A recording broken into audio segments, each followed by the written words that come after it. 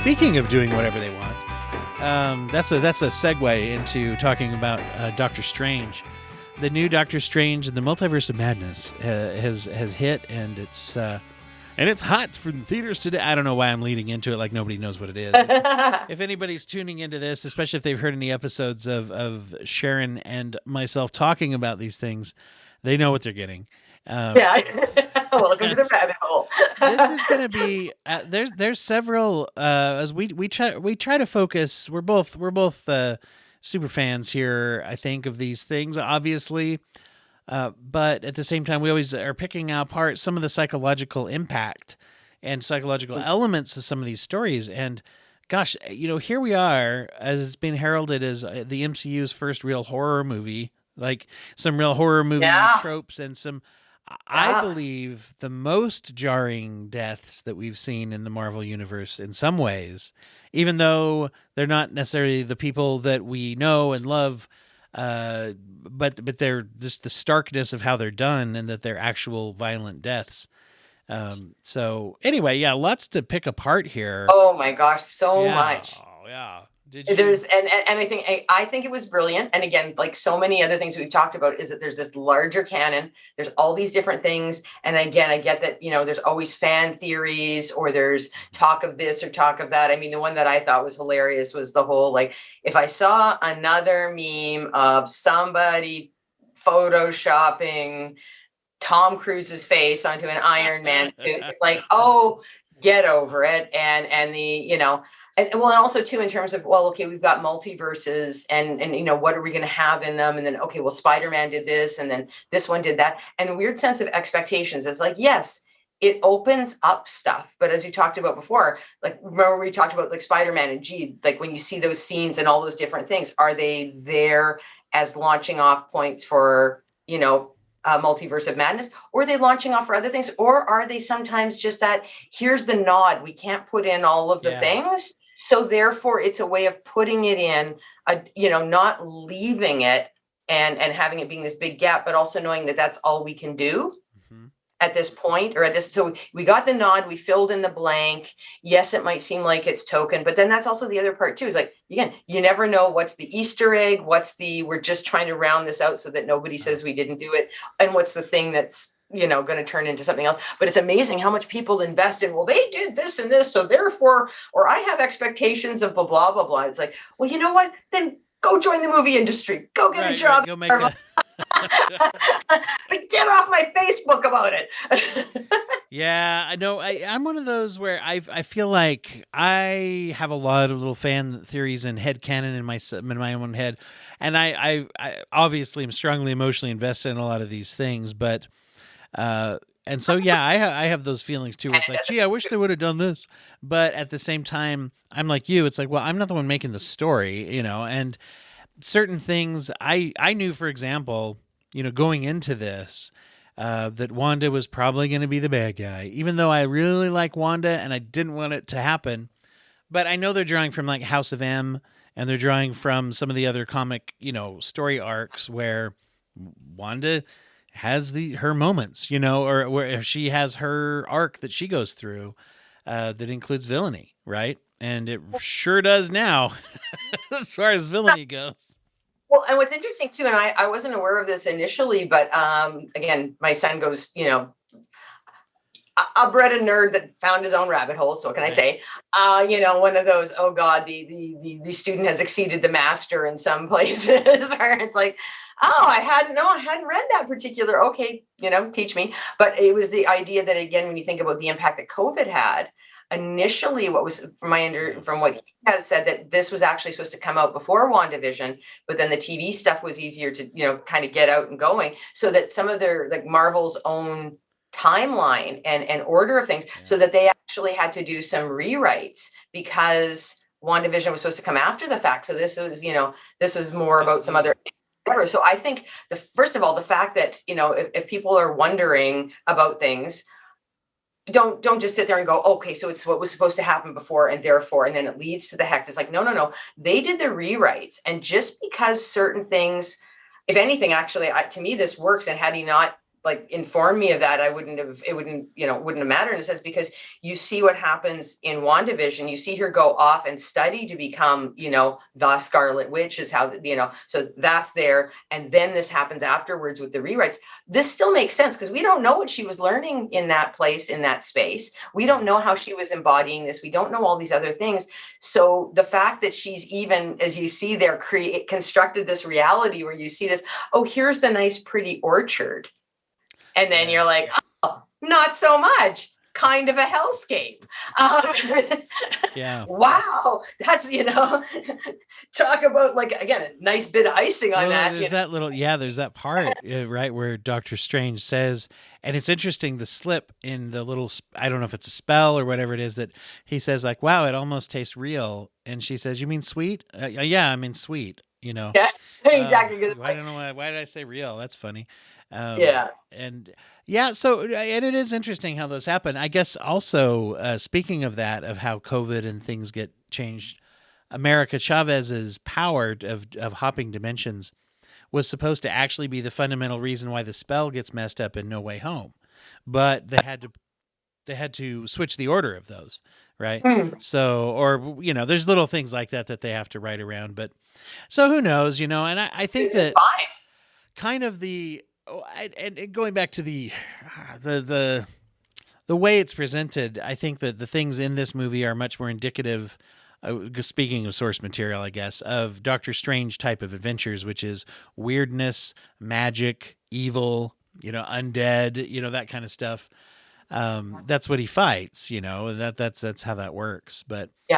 So I felt like I had to make a mental shift before even watching the movie. I said, I know Wanda's going to be evil. I don't know how evil, or I don't know if she'll be an anti-hero or a straight up villain. Turns out it's a little bit, the latter, but a lot of it. And I had to wrap my mind around it and say, I'm just going to embrace the story then, even though, gosh, I really like Elizabeth Olsen's character. I like how she plays the Scarlet Witch, and I'd just love to see her be an Avenger. But I knew it was probably going to happen. So once and so that actually touches on something that I wonder, it's a complaint people have that I think that they're open to, and there's no way around it, but to acknowledge that, yeah, this is something that, you gotta think about. Wanda as the grieving mother that becomes sociopathic monster killer, whatever. And how about that as like the crazy woman who's scorned or spurned, or, that's how she's going to respond to loss.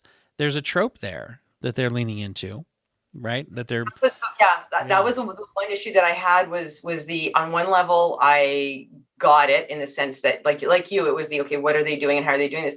And that to me, it's not really a stretch in the terms of you go through WandaVision and you see that, yeah, she's going through grief and loss. So she creates this alternate reality in which she has kids and Vision is back and all this other kind of stuff. And then that reality gets shattered when people come into the Hex. And again, you get the allies like Jimmy and Darcy and Monica, and all these things happen. And then she goes off to this place, and so you think, oh, okay, well, she's all good. And I was like, well, stop and think about it. She went through one, again, way of processing her trauma, compartmentalizing, dissociating and creating alternate things. But at the end of it, it wasn't like everything was wrapped up in a bow. If anything, it was more of the great. So that thing that I went and did to kind of put myself again in a bubble, literally, to protect myself from this stuff, that bubble got popped. And so now I'm mourning the loss of children. And then the one thing that was getting me, again, bloody social media stuff and people with the whole loss of her fake kids. And you're like, not fake kids. Not fake kids. She would have gone through the process, and that the idea is that even if again, suspension of you have suspension of disbelief in all these like how many bajillion other ways, Right, but we and can't yet regard this as real somehow, grief, right? yeah, exactly. Well, You know, and I so think you have all this other stuff, but then you fail to recognize that that was a lived, and this goes even, I would say, to the idea that, it's this funny thing where we will use things like visualization. So we all know about the basketball players and the hockey players, and if you just visualize this or if you visualize that, and then people will take that off into the weird, wonderful worlds of manifestations and whatnot, sure. and pull out their The Secret and whatever else, and again.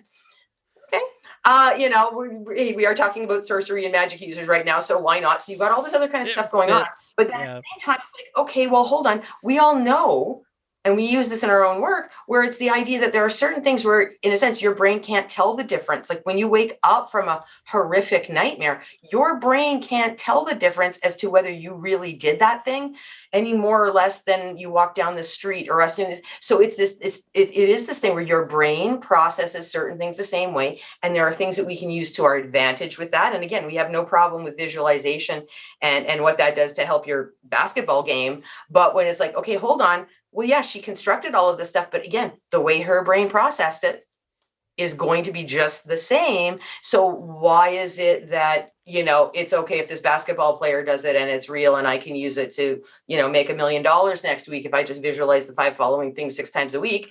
But in this case, it's fake kids. And you're like, no. Neurologically, the exact same thing. Right. And if anything, more of a loss or more of a problem than you and your basketball, situation. Well, you touch on, it reminds me of something that was very fundamental to my education when I first became a psych major, was that my professor of the course that turned me onto it, talking about psychosomatic disorders and saying people die from psychosomatic disorders. They're not fake. They're just psychological in nature. We use that. It's because we still don't believe in the brain. We still don't believe in mental health, as body health. But to say, a psychological illness is an illness of an organ failure in the body often, which is the brain, and so that's where we experience our reality, is through our perceptual experiences. And I was one of the things that as we're talking about this and thought I had is how much do we want to, I don't know if we want to call it culpability. Maybe that's a little strong. We'll see how we feel about this. But the response that the world in general, but specifically as personified in Doctor Strange, has to Wanda and her pain. And we saw this in WandaVision too, where it's like, oh, we're going to just dissect your dead husband, partner, whatever, that you... and you're going to come in here and you're going to take him, and then we're going to lie to everyone and say that, you're a bad person, and we're going to go. And then when this happens with this town, we're going to target you and try to kill you. And we're going to, there's an escalating, we've got to take you down reaction to this, like, let's say grief overreaction from a pretty powerful person. So anyway, but so in Doctor Strange's response, he comes in and the very first response, your children aren't real. And also then she points out that her sacrifice of having to kill the love of her life to protect the universe was immediately meaningless. And if you think about it, she didn't say this in the movie, but the reason it was meaningless was that Thanos undid what she did. And what did he use? He used the time stone. Where did he get the time stone? 15 minutes before Doctor Strange handed it to him. Yeah. Right? So here's the guy who gave someone the tool that undid the thing and that led to this. And also the guy who said, this is the only way, we got to go this way. And it was a way that included what she had to do and everything that happened, right? And he's the guy who's telling her, your kids don't exist at all. What are you talking about? And again, and I think this is as much as on one level, yeah, it's the, oh God, and this is this thing where it's like you wonder how much people read the nuances, because on one level, yes, there is the trope. Okay, she's the bad person, and that's where I still see her. She's an anti-hero in this, because if anything, what it represents is, this is why women, when they point something out and they're not listened to and heard, and then they get angry, then they're the crazy biatches kind of thing, and that they don't get it and you're overreacting. So if anything, I mean, her response to everything, again, it doesn't make it good, wonderful, or whatever, but it's when somebody is experiencing loss and you devalue it and you diminish it, and you're doing all of these things that you think are helpful, or giving somebody a dose of reality. Hey, you know what? This isn't about you and like, do you have a match and a gas can? You're walking up to somebody that's already got some things flaming here, and you're coming over with the whole gasoline tanker, and you're like, just it's like a fire hose, and you're opening it, and then you're wondering, and it becomes about, and the complaints become about the person's reaction and how they're overreacting, and a failure to acknowledge what was done that caused that reaction. So it's oh, well, why are you suddenly on fire? Why are you this and that? Failing to acknowledge standing there with the gas hose. Yeah. And you don't get to stand there with the gas hose and blame the person that's on fire for the fact that they're screaming on fire, when you're the one that aimed the gas hose at them while they were holding a match. Yeah, and some of these thoughts are developing now as we're talking for me, but it's interesting to see once again going to Strange's reaction, and she even calls him out on it and says, you broke all the rules of time and space to get what you wanted. And then when I do it, and you're a hero. When I do it, I'm a villain. And she even says that, like, that doesn't seem fair, and it doesn't actually. And you see how throughout this story and this movie, and certainly, you see it where he continues to do that. Like throughout, I mean, could you say, is there an arc where Doctor Strange learns something? And yeah, we see that in there. There's some acceptance he has to do, especially in issues with his relationship, right? But even that gets resolved. That gets resolved, and it gets resolved because it all gets resolved. And then, who does he hop into a portal with? Clea. Exactly. So it's look at, dude still comes out, like, again, every divorced woman, look at all this shit that he, pardon my French, put me through. Yeah. And then he gets to remarry this person, next marriage, but he's left me with all this grief. So yeah, there's some tropes there, but they're not the ones that I'm sure a lot of the fanboys are going to really like. Right. No, I don't think you pick up on them. And even my favorite, I'll say my favorite as far as like the cool factor is when it was the point where here's Doctor Strange reanimating a corpse from another dimension, and then fighting off hell demons, and then turning the undead spirits into a cloak that he then uses to fight as a zombie against it. As that happened, and that ghosts all become a big cloak around his shoulders, I turned to my daughter and I was like, this movie is fantastic. This is pretty awesome. But that's totally against all of the rules and oaths and the wizard and everything. I mean, apparently, at least that's what they say, in this. And they're like, you're animating a dead body. You're not allowed to do that. You're dream walking, which is the thing that you said is bad and that drove your altar crazy, and that, all this. And just basically, and yes, but we can look at that and say, well, it's for the greater good. He's trying to save this child. Well, and this is the part that's interesting. Yeah. Exactly, because this is the whole thing, is that on one level it's like, oh my God, this is awesome, and yes, sometimes you do have to break the rules, and that from a problem solving perspective, he's found all the little loopholes and the gray areas. So in some respects, yes, he gets to do it, and it is, again, both visually and from a plot perspective and all these other kinds of things, wonderful.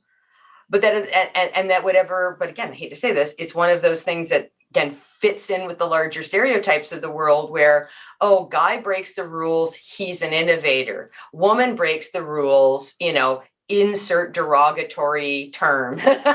And that's the part that I think was interesting about it, because in some respects it did capture that. And that, yes, she does, have an aha moment. And what I think is interesting is that you watch her go through all of this. And when you think about what her motivation is, this is about, again, all the grief and the loss, the first coping mechanism that she did. Again, and I think this is sort of what parallels our own recovery. And so many times you do the thing, you think you've got it, it seems to work, and then you realize that coping tool or that thing, it temporarily solved this problem. But manufactured 3 other ones. And now that this thing doesn't work. And what I even thought of was, the idea of what's called dysfunctional daydreaming, that we all daydream. But then there's that, okay, at what point are you, again, dissociating, escaping into daydreams, alternate realities, to the point that you're no longer engaging with life and solving the problems? And that, to me, it's like the hex in some respects kind of represents that. They talk about your, so when they talked about dream walking, it was like, okay, well, this in a sense kind of fits right in. Yeah. and now she's taking it to the next level. Oh, I did this in my reality. Well, hold on. Now that I know all of these other things, I can just pop into this other world and I'll just pick up where my other person, is. And then, and it's like, they will get it. And you're like, okay, so no, hold on, honey. Like, again, in not supporting you and having dismissed all of these different things and then letting you just go walk away, again, unsupported. Oh God, we left you to double down. Well, there is, yeah. Here's a treatment plan. You seem to be fine. Oh, look at your EAP has run out after 8 things. Here you go. We're signing off. Call us back should you need us. Wait a minute. Why is my former client the headline? There's an attitude. No, it's really fascinating because there is an attitude when he says in the beginning to her, well, I'm not here to talk about what you did in the town. That's fine. It's no biggie. And it's almost like we're doing you this huge favor of saying no biggie, which, let's be honest, that was a biggie. I mean, to the people in the town, they probably weren't thrilled. So there's already, but we're not going to come and help you about this, by the way. The only people in the universe who could have any semblance of empathy that would mean anything is all the supers, all the altered people out there who could come and say, boy, we all fought in that war and we all had a great loss, and yours is one of the worst losses.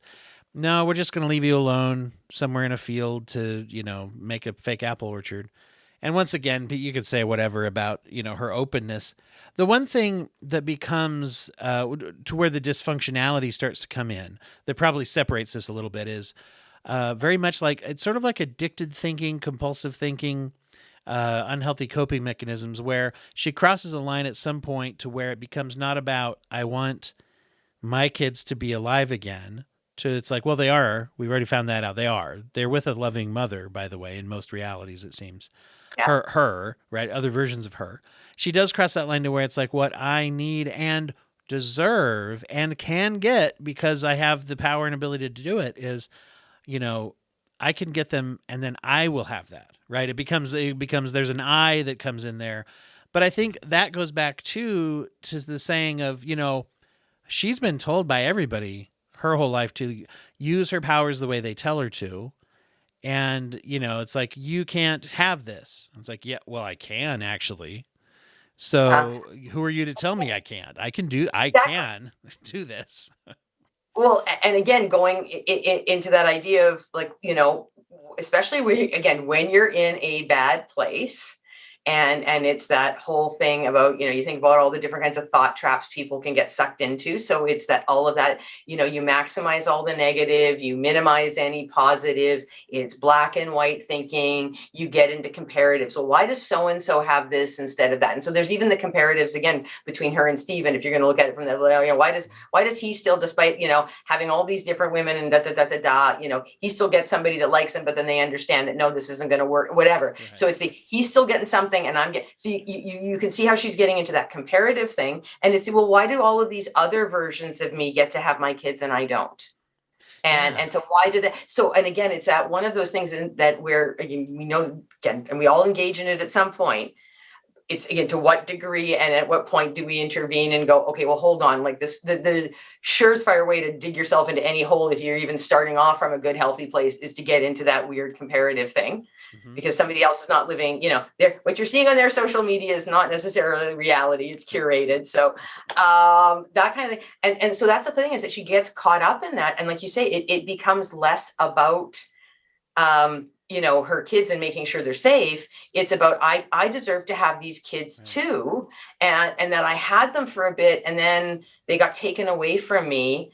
And all of this other kind of stuff. So like the rawness and the anger that was there was, again, because on so many levels, she just kept getting dismissed and that there really wasn't any empathy. And so again, it was everybody keeps abandoning me. I can't trust anybody else.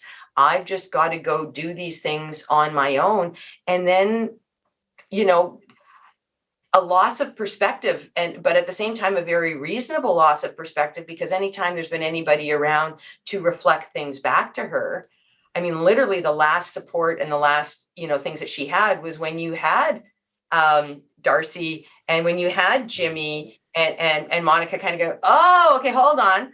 But then again, off somewhere else, and she doesn't have that anymore. So in a sense, again, gas on a fire, and she's got no other sounding boards that can reflect something back to her in a positive, supportive way. Instead, it's the dismissive, well, we're not going to talk about the past. Where it's like, actually, no, we kind of, if we do not if we do not get to the roots of the weeds, the garden is going to get even more like, breaking off the head of the dandelion does not get rid of the dandelion crop on and your front lawn. here's another, another point towards the absence of trauma recovery and trauma therapy in superhero worlds. How I've always said, Batman is a round of EMDR away from not being Batman. The Punisher, is a prescription away from not, murdering all those criminals.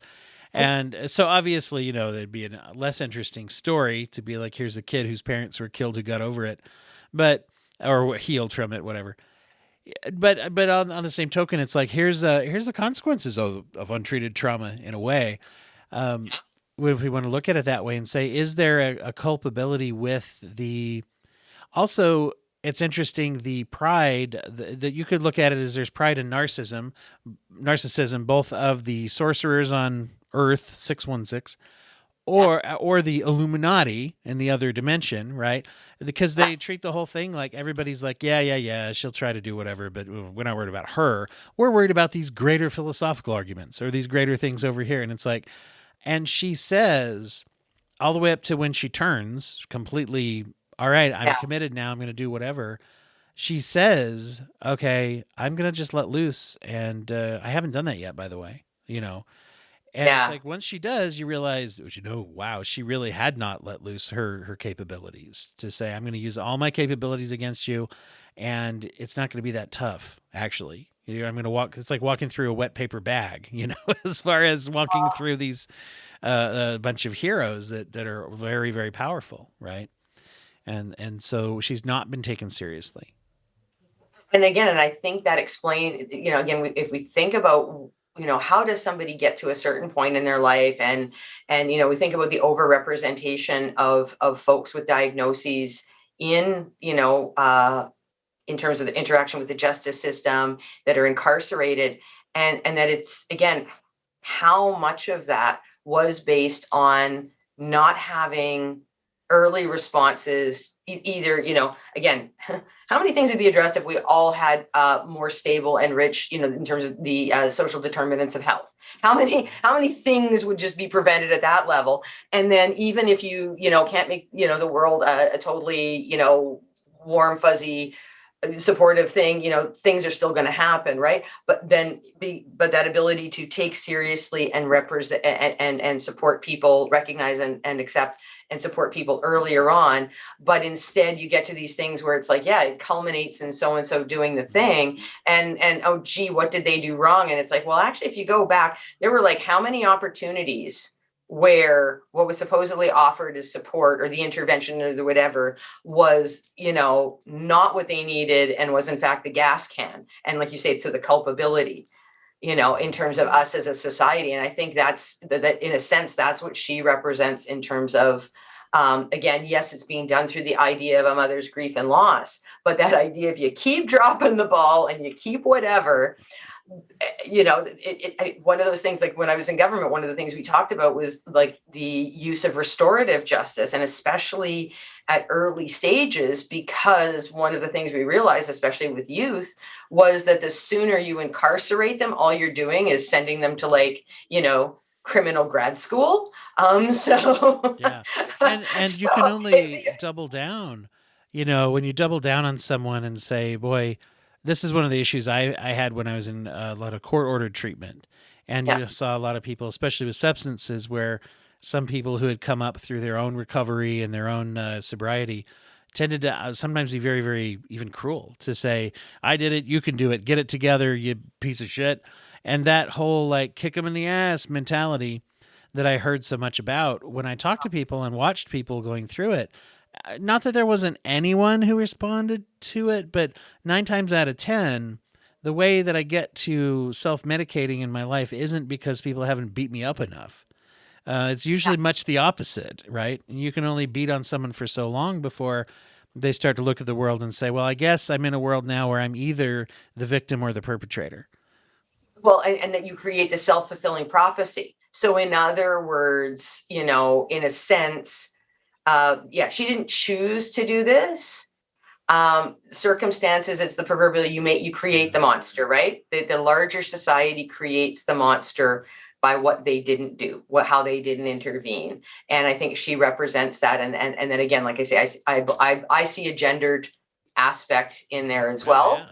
Especially in terms of how it plays out relative to Stephen's. And don't get me like I'm not trashing the movie, because I love what was done here. And what I'm actually curious about, in light of how they have represented these things, that I am wondering, is this less about playing into a trope because you've just fallen into the stereotype? Or is this playing into the trope to illuminate the trope? And then what I'm kind of wondering is, will the audience get that, or is it going to be something later? Well, if this is the playing into the trope to then kind of hit you in the face with it later, then I'm curious. I would love to think that's the thing, and that if some of the audience isn't getting it now, they'll get it later. And that's where I do think we saw it already with Loki, and we've seen it again in terms of again, redemption arcs. Oh, we're all on for Tony's redemption arc. Again, a little bit on, maybe a little, again, the Bucky's recovery arc had its, people had some hiccups around it, but again, still played very well, because again, we didn't see as much of the big bad stuff that he did. So we don't have that visceral thing. Loki, though, because we were aware of all but we're all about. Yes, look at how people had a problem with that. And you're like, you had no problem with the arms dealer, guy, Oh yeah, but he said he was sorry initially at the beginning first to lay that groundwork. He was always down. And he was always so rad. Yeah, exactly. This is Robert Downey Jr. He could do no wrong. Whereas you're like, oh, okay, Loki, again, we watched how people struggled with that. And I'll be honest. I bet, I don't know the numbers, but I haven't heard enough people. Everyone loves Tom Hiddleston, let's be honest, Yeah. And, the idea of Loki being, there's a lot of people who just are pretty eager to embrace, oh, Loki's fine, whatever. I'll look past all the genocide. And that's fine. I'm probably on that list too. I'm like, yeah, redeem him, fine. I've said on this program, the accidents or the whoopsies or the mistakes or the things that people do in their moments of cruelty as a super being. Okay, that's always been this way in these stories. They destroy a planet, and it's like, well, and then they're around, and then of course it doesn't hurt that they have 80 to 100 years of storylines around most of these characters, to where, well, at one point or another, they've all done something. So, because it's interesting to come up with a story. No, but it's you go to this idea, it's the other version of Doctor Strange, and certainly our Stephen Strange does not go this far as what we see, but would have probably pre-Endgame, so in the very beginning, here's the Doctor Strange version, Protector Strange or whatever he's called, who's traveling with America through the multiverse, trying to protect her. And here comes the monster, and he's like, I can't save you, so I've got to kill you now. I'm going to kill you and take your power to myself, which is exactly what he's supposedly protecting her from. So in that case, here's a big, strong guy who's literally going to do exactly what Wanda's about to do. And for some reason, he's okay to do it, right? Because he's not trying to get his kids back or something. Yeah. I don't know. Yeah. Well, and I think the part that was interesting with that, and again, this is one of those where you almost, the part of me wants to do it, and then another part of me goes, okay, how many hours of my life will be lost on the big whiteboard of story timelines? And at what point, gee, maybe did he start messing, where did he, start doing the things? Because that's one of his things. And again, it reminds me again, like Tony, where there's that certain sense of arrogance and the intelligence that comes with it. And they do, again, creative problem solving, this kind of stuff. But what happens is that in some respects, he is trying to, again, sort out his own stuff, because his running thing is why is it that this relationship, again, he's popping into all these other different universes, and it's and I always come out of this without something like this relationship, no matter how hard I try, no matter what universe, it's just varying degrees of not working. And how pissed off is she at me at this point? Is she merely going to give me if she the dies hairy in a eyeball, if she dies in a car accident, or I don't reach out to people, or in the case of in the movie, the one guy, it seemed like all he did was he didn't reach out for help after her wedding to just get some moral support, and he destroyed the universe over it, right? So this always goes sideways. But and again, it's that weird thing where you've got them both happening simultaneously, and again, slightly different. But what was interesting was the fact that you watch him in that last situation after having done, like I said, all of these other things that we've already listed about the don't think that's in the rule book. Oh, pretty sure that's not kosher. And then it's the, oh no, but I don't have to steal her power. And then the idea is that you've actually been controlling this. And that was from a mentoring perspective. And from the, again, this is, you think about right back to the beginning where Stephen has always been like, the arrogant, da da da da da da. And if anything, he was going to teach anybody, it was the, oh, well, that cut's too large. And why did you do the stitches that way? Like, really? They let you out of medical school? Kind of like that was the sort of thing that you were going to get. Even where it was the whole, like, who did they let work on my hands? And, well, I should have done it. Well, no, actually, because you needed your hands. Maybe it was your feet.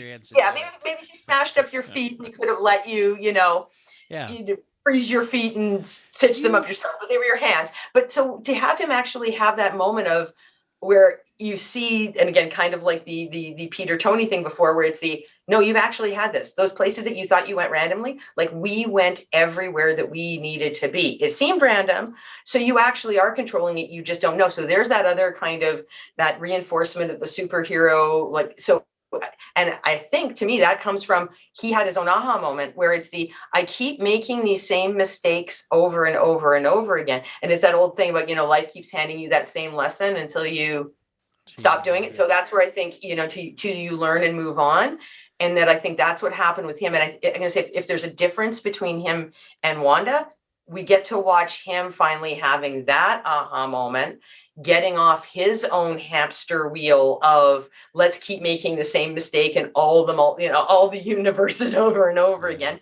And even that idea too, because think about how cynical he was when he first learned about, where he could go and do all these different things. And it's like, no.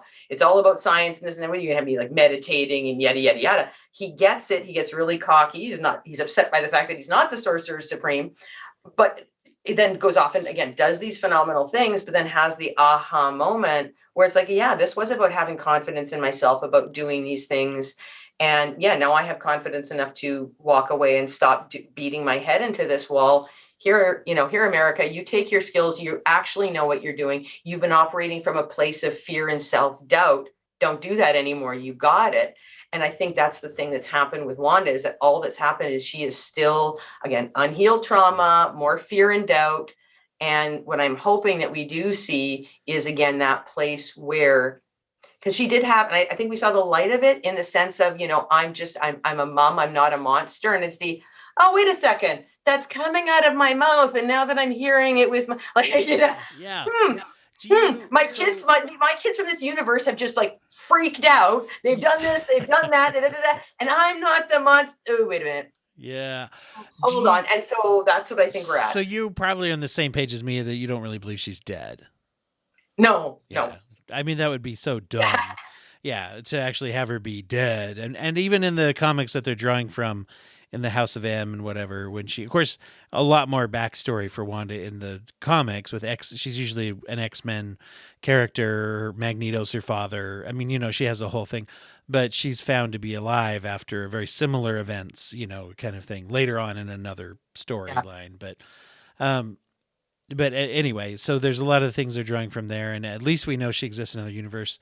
Plus, you still got like albino Vision kicking around somewhere, and so I think that the story of her and Vision and their super kids is not done yet, and I still hope for a redemptive arc where you're going to see that foursome together as a family again. I believe that's probably what we'll see, and I think that's one of the things that's been nice about the fact that they've actually now tapped into the multiverse in these last two movies, and that again, and also tapping into it a little, with Loki, in that is that it gives you the opportunity to pursue different timelines and different stories and different variations. And I think we got, and again, one of those things about people's expectations in these movies is the kind of frustration or whatever. It's like, well, we got this interesting little taste, and then as soon as she got the answer to the is there somebody to look after your kids, you're like, oh man, they're all dead.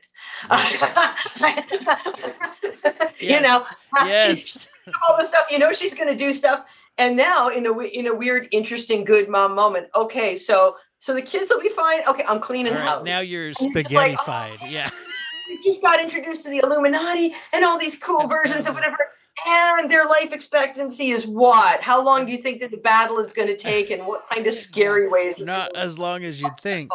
And the other thing, I also thought it was great to have it was a little bit of a, not Tom Cruise in an Iron Man suit. It was Monica Rambeau as Captain Marvel, which was pretty awesome. It was brilliant. Or wait, is it Monica or Maria? I don't remember, but I think it's Monica. That was Monica. Maria's her mom. Yeah. Oh, wait a second. Now okay, wait a second. Now you've got me going. Yeah.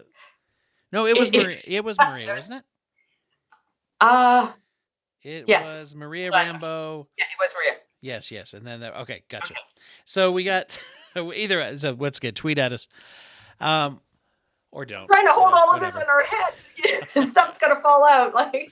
So to wrap, I want to before we wrap up. One thing I was just thinking about is that you really draw a comparison to this and like let's say the Batman, where exact same thing as you mentioned though in the Batman, it's drawn out. He has to confront the audience is held by the hand and taken to a point where we have to confront that, he and the Riddler are actually doing the same thing with some of the same bad side effects. And he has to confront that. And that's not mid-story. That's the end of the story where it's like he now has to take that and move forward into the sequel and hopefully do better is his challenge to himself, which was very, very gutsy and captured the essence of Batman in a really cool way.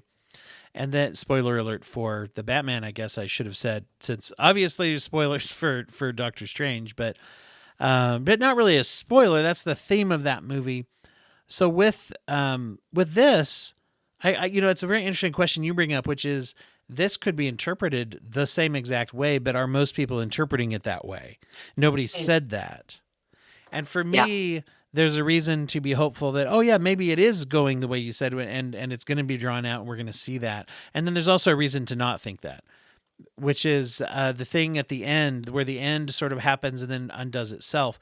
There's this wonderful, weird, horror-esque cliffhanger at the very end where, you got, hey, everything's worked out and I'm walking down the street and then, oh my gosh, third eye. And the third eye was the sign of corruption that was in the other Doctor Strange. And it kneels over in pain and you're like, oh no, something's wrong. He's cursed. He's brought this on himself by his rule breaking. There's consequences as Mordo always said.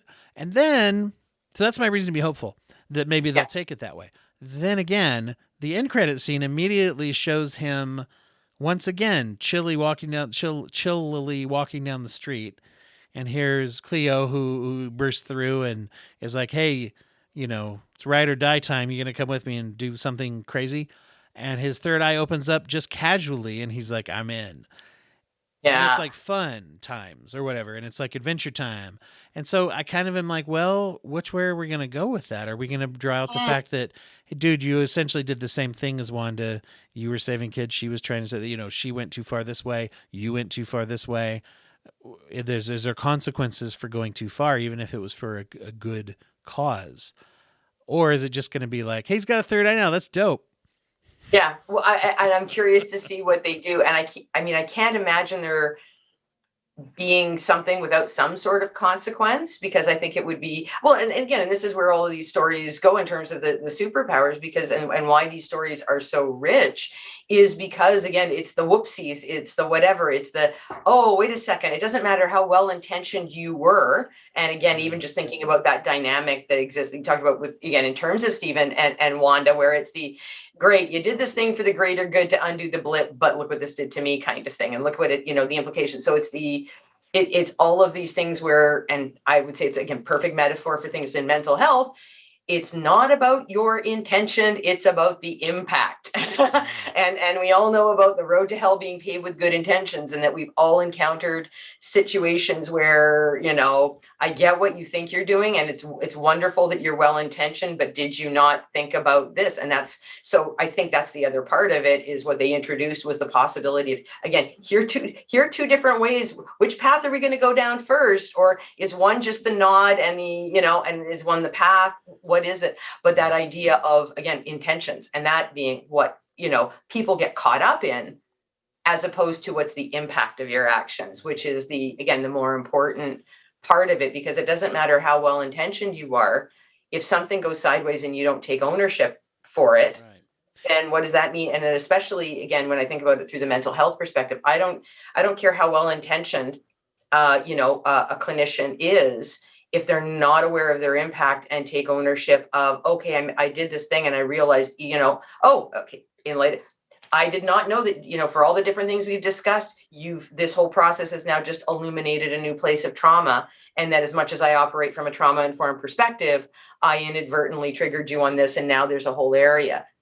And take that ownership of, okay, so we cracked this whole thing open. It was done in a really awkward, painful way. Now I'm going to take ownership of that, and now I'm going to help you move through that too.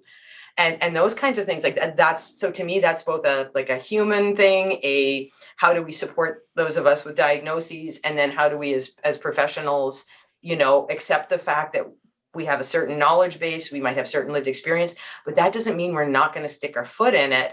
And there isn't going to be, we all have to go through life, yes, with good intentions, but with the humbleness and the groundedness to accept that you're going to stick your foot in it. And when you do, don't get caught up in what your intentions were. Get caught up in what you stuck your foot in and what the impact was, and go there. It's a really good point. Lead with your intentions. Then, and I think that's what happened with Wanda. Everybody was leading with what their intentions were and failing to recognize the impact. And that, again, that's salt in the wounds. That's adding insult to injury. That's, again, going from the gas can to the gas tank. It's flying too close to the sun and thinking it was the right thing to do because it worked. In a way, right? That's what we're kind of what we're saying. If we can put it in the terms of the Doctor Strange or any of the other, you look at how many times in these stories does someone do something that, wow, Strange, you're doing things that is gonna suppose that. Well, I guess there is that line in the end credit scene where she says, "You've caused an incursion, you got to fix it." So I guess that is there. That just popped in my memory. Because it's like, yeah, you've hopped dimensions, you've dreamwalked, you've done all these things that break these rules. And the point Mordo makes in number 1, where he says, the Ancient One did the same thing and it's caused consequences. She created Mads Mikkelsen, not the guy. We'd be grateful for that, I guess, because he's in every movie now. But the villain played by him. So, it is interesting to see that. And I know that one of the storylines, especially any real nerd will tell you that one of the ongoing conflicts in superhero stories and comics and movies is that the existence of the hero requires the existence of the villain, not just in the narrative of storytelling, but in those worlds of, the bad ups its ante along with the good. Batman starts fighting crime, and then that creates the Joker, a need for the Joker to exist. Yeah. Well, and that's the thing too that you mentioned about Batman. We'll go down a different rabbit hole with that one another time. But yeah, exactly. Like this idea that, we're doing a thing, doing it all for the right reason. Oh, that's not what I thought was going to happen. And how soon does it get dealt with, or what, are the consequences immediate, or are they more long-term? And I think we're more used to, and we talked about this before a lot of times, especially with Spider-Man, a lot of times those consequences are immediate. Oops. The Staten Island Ferry is now in 2 parts. I went from the woohoo, I rocked it, to OMG. Oh God. Okay. They're here big my time superhero dad to pull my butt out of the fire and then give me a talking to. So we've now laid teasers for a few other things we're going to have in other episodes. People will see either it's Batman or redemptive arcs or different tones and themes with superheroes. But let's make sure before we go, tell everybody what you're up to. Tell everybody what is going on with Speak Up and just other things that they can find that you're doing. I know before we've always gone down the rabbit hole of trying to remember all of my handles and whatever. So if the work that I do is about taking this kind of stuff, especially fandom and Marvel related stuff, and using it as a filter and a framework like we've been doing here to help people better understand mental health and neurodivergence diagnoses, lived experiences, and how we can better support each other, learn more, and address these things from an empowering perspective rather than these, again, negative, stereotypical things that we tend to be surrounded by. So www.speak-up.co is my website, and that'll have all the social media handles, so we don't have to go to that rabbit hole. And I also work in the world of BTS, Bangtan Soyeon, and use their music and videos to do the same thing because of, again, the positive reinforcement and the fact that they model a variety of different therapeutic techniques and peer support, and again, take a positive and empowering perspective on lived experience. So no, a lot of it's just been about updating some stuff. Thanks to Moon Knight, I am now going to be adding dissociative identity in there because I think and we talk about in another episode of how well it reflects it, helps us understand it. And again, knowing folks with that diagnosis, how, again, it gives some, again, while cinematic, some authentic insight. So no, that's what I'm up to. Sort of the same old, doing some vast coaching for some different organizations where it's all about their employees that have come together with under, again, the shared diagnosis, again, in variable forms of variable attention stimulus trait. ADHD is what most folks call it, and doing coaching for them so that they can access that superpower in the different parts of their organization to their individual benefit, as well as that for their team. Does a lot of good for a lot of people. I firsthand, as I've adopted a lot of your principles and shared it with people, I can see how much of a difference it's made to them too. So well, that's awesome. Wonderful. Good to know.